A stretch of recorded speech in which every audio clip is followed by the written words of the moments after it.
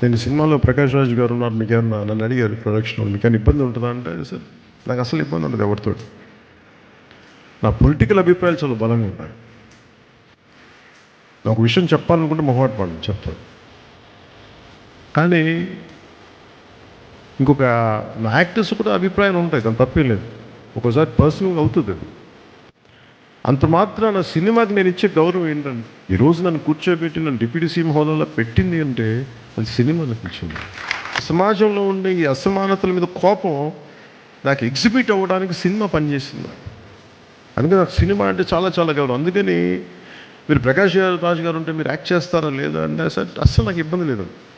నేను ఒకటే కోరుకుంది ఏంటంటే, సెట్లో అలాంటి టాపిక్లు పెట్టద్దని చెప్పి నాది ఒకటి నేను కోరుకున్నాను. సో అలాంటిది ఒక బ్రిలియంట్ యాక్టర్ ప్రకాష్ రాజ్ గారు. We might have many differences, that's not an issue when it comes to cinema. అవన్నీ అది వేరే ప్లాట్ఫామ్లో మాట్లాడుకున్నాం. సో ప్రకాష్ రాజ్ గారికి మనస్ఫూర్తిగా నా ధన్యవాదాలు తెలుపుతాను.